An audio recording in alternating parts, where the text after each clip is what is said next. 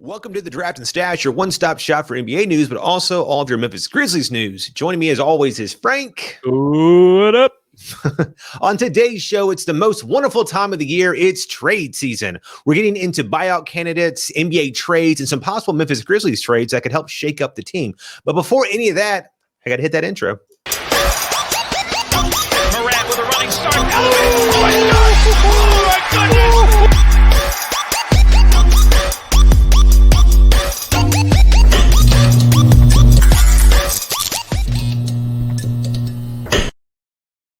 A few teams are waiting patiently to see how the buyout market shapes up, most notably LaMarcus Aldridge and Andre Drummond. Which teams could get a huge boost by adding one of these guys, Frank? Man, we got a bunch of teams out there that I think could get a boost by adding some key guys from other teams, make that push into the playoff, maybe contend for a title. Speaking of guys that look like they are going to get bought out, if Andre Drummond can't get moved because for one, I don't think it's talent wise. I think it's because his contract's for like $27 million. Where do you think he could go, and how coveted would he be?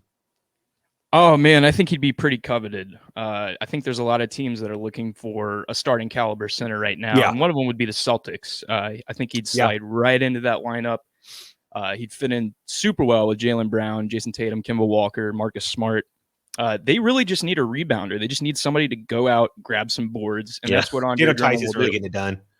Yeah, they're playing Tristan Thompson and Daniel Tice, and that's not going super well. They do. I've mentioned him before. They have the young guy Robert Williams III.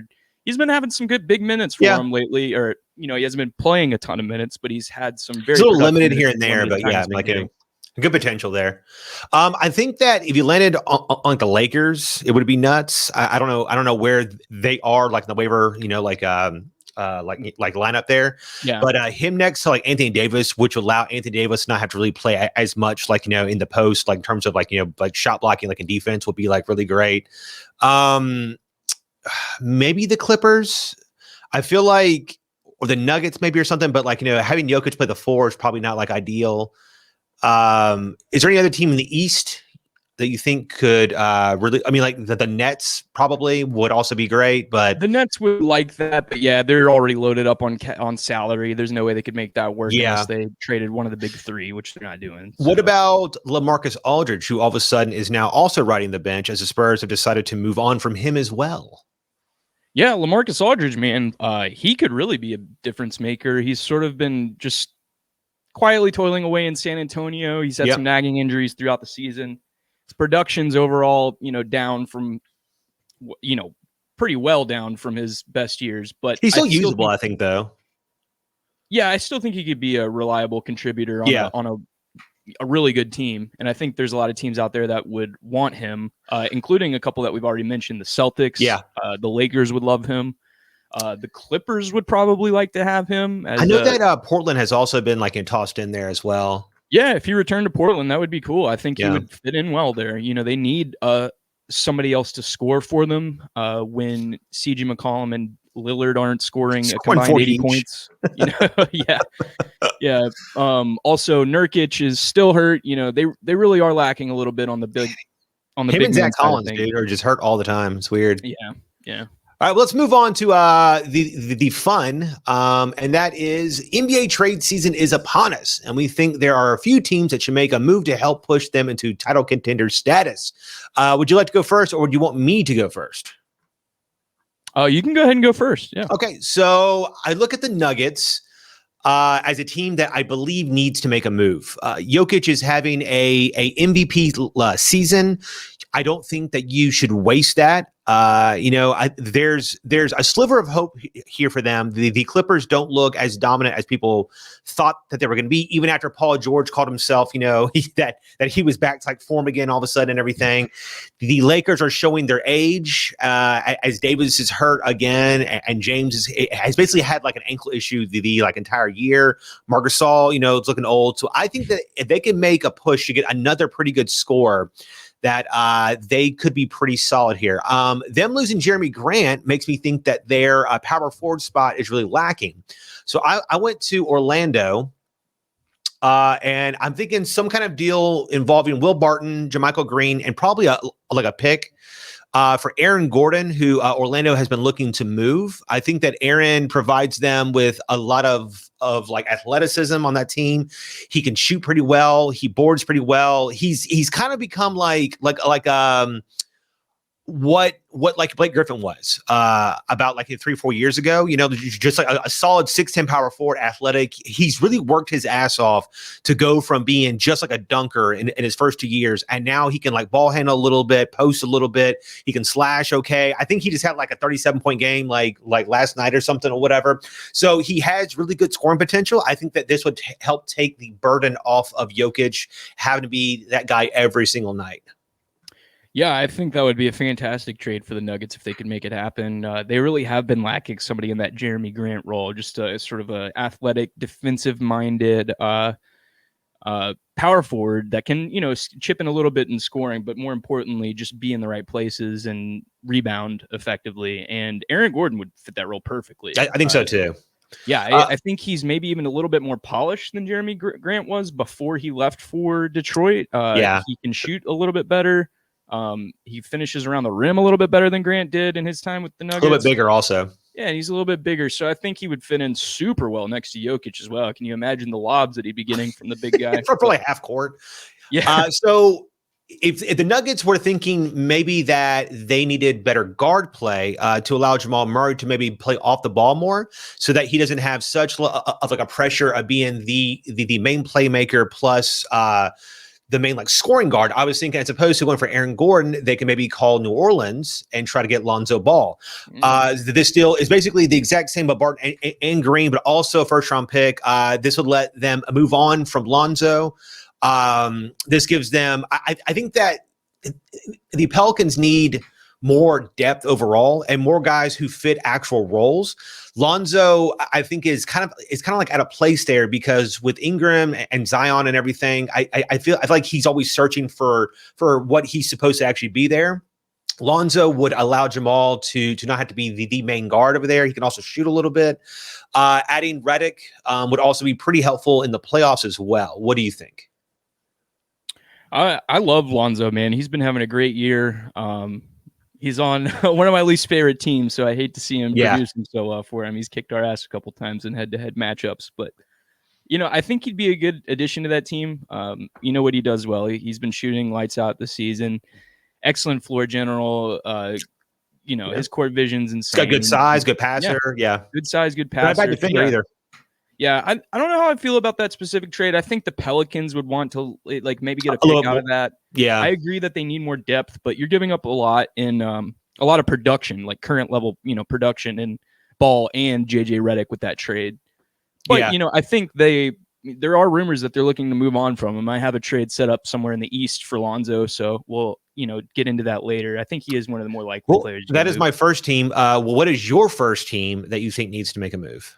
I want to start right off the rip with the Toronto Raptors, and it's not so much them making a move to get someone as it is sending someone out to sort of start a new era. That's Kyle Lowry. He's been there forever. He's a veteran on that team. He's won them a championship or been a part of a championship winning team for him. He's a legend there. So the likelihood of him getting moved is already kind of low, but there's been some rumblings of it. On Twitter, Adrian Wojnarowski tweeted that I think he could be moved. I still think Toronto will give him a lot of voice in regards to if he wants to be moved and where he would like to play. I know Masai Ujiri won't send Kyle Lowry to an outpost or a place that he doesn't have any interest in being in. So, if he does get moved, it's obviously going to be to a contender or a team that Kyle would want to play at.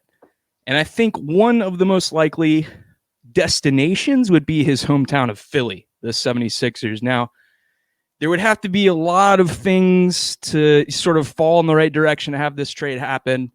Probably would have to involve another team just because of the way the salaries work.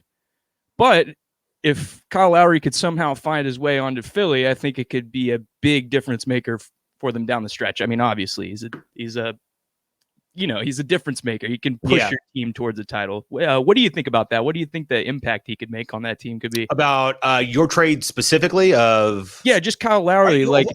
Explain why Philly would send away Ben Simmons for Kyle Lowry. That's what and that's what I wanted to get into a little bit with this trade. And I know it's sort of a long shot in general, but at this point, do you think Ben Simmons is going to get moved? Do you think Philly? No. I don't think so either. So I think that's why I say if Kyle Lowry is moved, it's going to have to be, probably involving another team because the salaries would match up. They could do a straight up swap for Ben Simmons. I think at this for Kyle point, Lowry. they would try to add a new point guard. Yeah. And then also keep Simmons. I think a few of the names I've heard is like Tari Maxey and like Thibault, maybe Korkmaz or something or whatever. I think that they could probably get a usable solid guard there. And the market's not going to be that big for Kyle Lowry probably, especially after seeing that James Harden netted Houston like almost nothing basically. I don't see that much value in Lowry. I mean, they could easily get a pick and and like a few like young pieces. I think that the Raptors need to decide if they're trying to go for the playoffs this year or they're accepting that their team is very limited and needs to just call it like done. One that I really think could make a move to help win now. I want to start with the Celtics. I think the difference for them really is just a good big man. I don't, it could be somebody that scores. It could be somebody that just rebounds super well, but they need just a big body out there. They keep getting outboarded night to night. Like we mentioned earlier, they just need something else other than Daniel Tice or Tristan Thompson.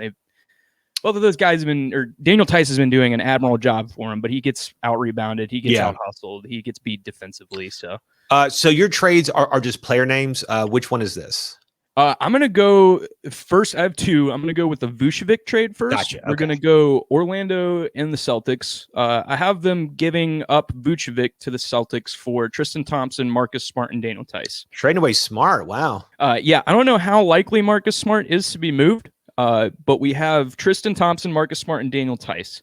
So you're giving up Tristan Thompson. He's got a pretty high contract for what he is, but he's only on a 2-year, so he'd come off the books next year. You've got Daniel Tice, who could be a rotation player for the Magic. Like I said, he's been playing well for the Celtics, coming in at only $5 million. And then you have Marcus Smart, fan favorite. But I think this is the type of move that the Celtics could make. They have backups at the point guard position. Now, they're not anywhere near as good defensively as Marcus Smart is. They have Peyton Pritchard, who's been playing pretty well for him this season. And I think having a scoring center like Vucevic could really give them an advantage in the playoffs to just have somebody else to throw it to get you a surefire bucket, Another trade I could see happening for them, another big man, Aaron Gordon. We talked about him earlier. I think his time with the Magic is nearing his end. So someone who could make a difference for the Celtics, he shoots well, athletic. He'd fit in super well next to Jason Tatum and Jaylen Brown. And it's a similar package I have sending out from Boston. Marcus Smart's not in this one, but we're kind of subbing out a pick for him. It's Tristan Thompson, Daniel Tice. The contracts work out pretty well here. And then sort of a sweetener with the round 2 pick from Oklahoma City. So that'll be a pretty solid second round pick. You might need to change that to like a round 1. I feel like Orlando's probably going to get him for that, but I mean, that is a lot to without Smart at least, I guess. Yeah. That's why I threw Smart in the other deal. I think Aaron Gordon does still have a lot of value, and ultimately, if they don't get a package they're happy with, they're just going to hang on to him. He's still young. What's your next trade? So I'm going back to the West for another team that I think that their last window is now. In terms of them trying to figure out a way to maybe try and make a run here. And that is Portland. I have them giving up Covington, Simons, Henry Giles for Aaron Gordon. I think that the Covington thing hasn't really worked there so much so. He plays pretty good defense, but his offense has been really bad there. Simons has got pretty good potential, but with Gary Trent also being good, I imagine that they're going to pay him instead. And then Giles is just like a maybe guy. I think Gordon being added next to Dame and CJ and Nurkic would give them that really like extra threat on the wing, extra threat slasher. I mean, like everything that we had stated, like in the Nuggets game or whatever, trade or whatever. I think also works here. He can get like his own shot, and I think he would give them a next level punch to try to maybe get through that Nuggets team, that Jazz team, the Clippers and such. Yeah, I think he'd make a big difference on the Blazers. I think he'd come in and be sort of what Carmelo was hoped to be. I don't know if he'll score as many points as Melo has in a couple of years with them. I think Melo averaged like 16 one year. But I think Aaron Gordon could approach that. But like you said, I think he'd just be a really good athletic presence for him, and he'd be able to get his own shot in the playoffs, which is something they need. So yeah. What is your last team? All right, so I'm going to go with the Knicks. I have a couple trade candidates for the Knicks. I don't know if this puts them in contention, but it sort of pushes their timeline forward a little bit and gets rid of some of the depth that they're not really needing anymore. They're kind of log jammed at a couple different positions. I'm going to start out with the Lonzo trade. So I think Lonzo would be a great fit in New York. There's rumblings of it happening. I think he'd be the kind of high-profile player that would come in and make that team even more exciting than it has been this season. So the package is Lonzo straight up for Frank Ntilikina, Kevin Knox, a second-round pick from Detroit, and a Dallas's first-round pick this year. I think this is enough to get Lonzo. I think the Pelicans would be happy with this package. Frank Ntilikina and Kevin Knox are still two very young players that have the potential to develop into rotational guys. And then those picks give you a little bit of insurance just in case. Also, both of those guys are on expiring contracts. So if they don't work out, just move on. Yeah. But, ultimately this is a trade to make the Knicks better. And I think he'd just come in and immediately make a big difference. Like their point guard play has been surprisingly solid this year with Emmanuel Quickly.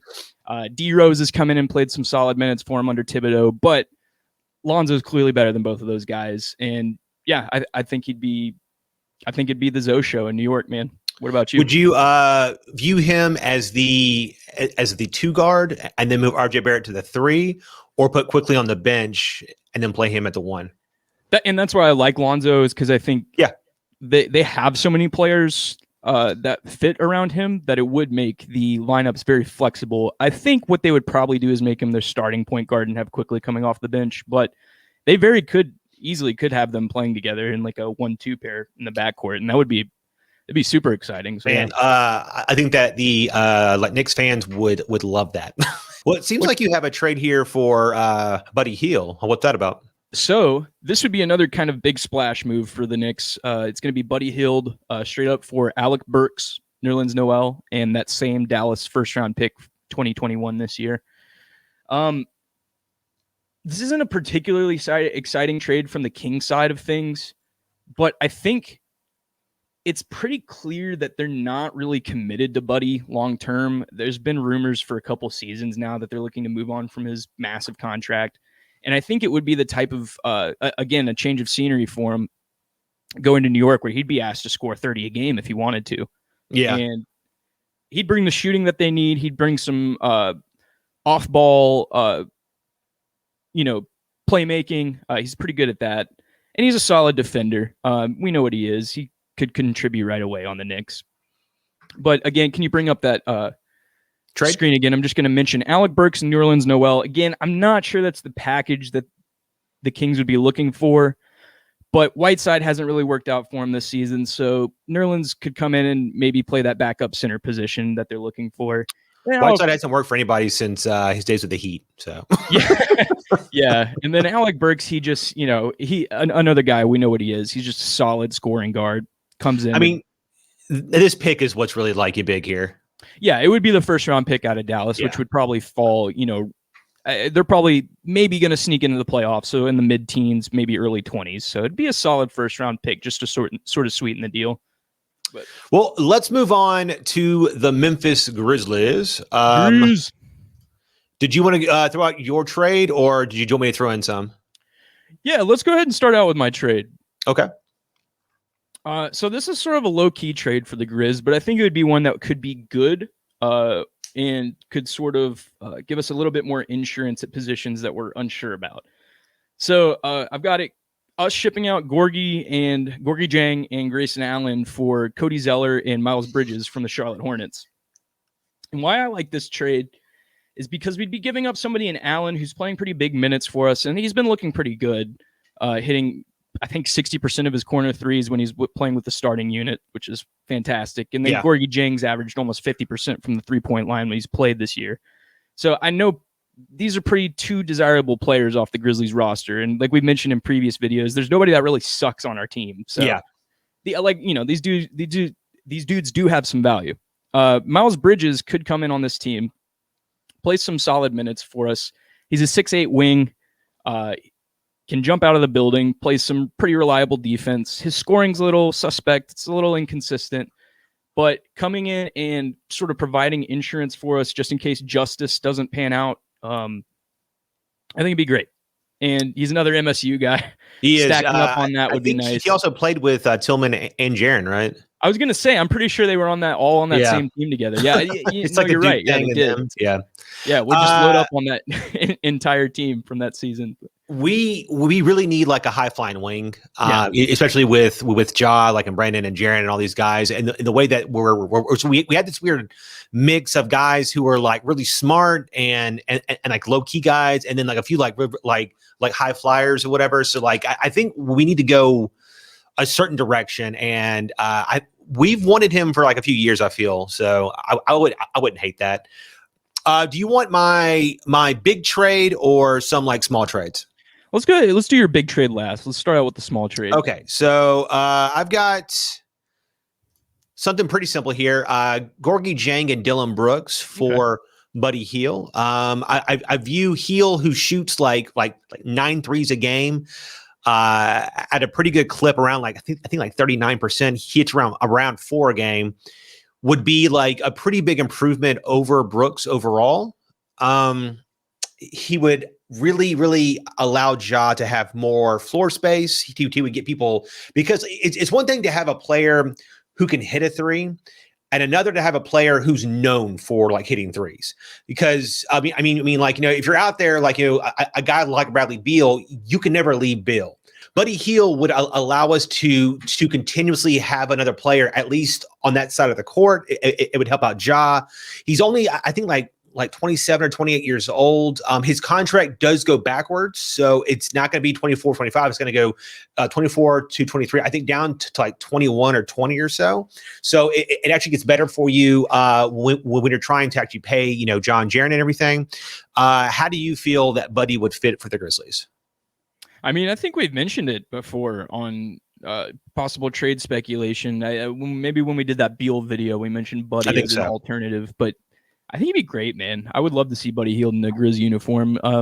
Like you said, he's a knockdown 3-point shooter. You can't leave his side defensively. People wouldn't really be able to gamble off of him. And if they did, we'd get three points every time, it feels like. Yeah, he'd be great. He's a solid defender. Dylan Brooks might have the edge there. He's been great this year defensively. He's played some really good. Yeah, defense. That's what I'm saying. So it's really like you're trading away Brooks, who I think could go to the Kings. He's still valuable for them, whatever. But it's just basically you're trading one style of skill for like another. Both score around like the same a game or whatever. But he does it from the wing, which is what we that's what this team really currently needs. We do need wing scoring, and I think that would be great for us, honestly. And imagine Desmond Bane plus Buddy Hield out there or whatever. Oh my God, it'd be nuts. My next trade is with the Pelicans, and this is kind of similar. It's just like a straight deal, Brooks and Lonzo Ball. There's probably like a pick also involved here. I think that Lonzo Ball could be that actual next level playmaker that we've been searching for probably the last 2 or 3 years. It would allow Ja to play off the ball a lot more. Ja is then not looked at to be the main scorer plus the main playmaker and this and that or whatever. Ball can rebound a little bit. He plays defense. He also shoots well. He shoots around I think 6 or 7 a game. He hits a clip of around 41%, I think, or so. So he adds a lot of those new skill sets. He's got really good size. And I think the fans here would love him. The main problem would be trying to get his contract to where it's not too excessive because he is a free agent. So he's going to get at least like a 20 million probably. So if you can get him for a good deal upon talking to him before trading for him, then I think it's probably worth it. Yeah, I would say that would be important before we make the trade is communicate with Lonzo. And I don't even know if this is allowed, but see if he would be interested in re-signing with us, because I think trading away Dillon Brooks, who's still on the book for 3 more years at a good price, he is for Lonzo would be a little bit of a risk, but it would be the kind of risk that would be, I think it would pay off right away. I think Lonzo would come in and be a big upgrade over Dillon in a lot of ways. And I would love to see John Lonzo play together. I think they'd be very pairing. I think it also it takes you out of the running for players going forward. So almost like any big move that the Grizzlies make is going to do that or whatever, which is why I know that there's a lot of hesitancy, but I'm kind of in the thing of I want to start to get these pieces together now and get them working together to see where things are and not wait until like a year 4 of Ja or so. My next trade is with the Magic. And this is Gorgui Dieng, Grayson Allen, Dillon Brooks for Evan Fournier and Al-Farouq Aminu. There may or may not be a pick here. Fournier is also on an expiring, so it's also a little scary to do this, but he does a lot of what Lonzo does, except with less defense. But he comes in, he's got good size, he can score pretty well, he can pass pretty well. He's older than like in ball and everything, but I think he would fit here also very, very well. Yeah, I'm not in love with this trade, mainly just because of Fournier's age, but there's no denying that his skill set would come in and make a difference. He's a great scorer for Orlando. He's a great shooter. He's another guy that you wouldn't be able to just leave and gamble with to trap Ja or whatever. Yeah. Again, it's a deal where we'd be trading away youth for a guy that would probably be more productive now. But that, again, is a thing where he's probably going to re-sign for a little bit more money than he's getting paid now. I would think probably around 18 or 19. I don't know. Maybe just a little bit more. He's at 17 now, so I would imagine around 20 probably. Yeah, something like that, which is, again, would kind of put a cap on our ability to make moves and re-sign guys in the next couple years, which is something to think about. But, I love Evan Fournier. He's a great player. And, again, I think he would come in and fit in perfectly for us. We need that kind of wing perimeter guy, and he would come in and fill that role perfectly. I don't know. I mean, I kind of view that probably his next 2 years are probably his last 2 prime years. Yeah. So I agree. Overall it's not gonna be great, but he can maybe help you bridge going to the playoffs now while Ja and Jaren grow into the players that they're gonna be going forward, and then maybe you find your other star like the draft or somewhere else or whatever. Yeah, and that's a good point. And if that's the direction they want to go, I think he'd be a great step. If we want to make the playoffs, he's the kind of guy that'll get us there. And playoff experience is valuable for young guys like John, Jaren, who are developing. And the more we can get them to the playoffs, the better in our search of a ring. So, I think this move would get us closer to the playoffs. I don't know if I would give up Grayson and Dillon for it, but I like the return. So, well, my thought process is also you're also clearing up more like time and minutes for like Bane and stuff and Kyle and those guys as well. So my final trade, which is like a big swing, here or whatever, is with the Bulls, and that would be us getting Zach LaVine and Otto Porter Jr. We would give up Winslow, Brooks, Clark, and Gorgui Dieng. My feeling is that Zach LaVine is just made his first All-Star team. I think he has many more to come. He is proven this year that he is a great scorer. Otto Porter would come off the books, which would your cap space wouldn't be hurt that bad.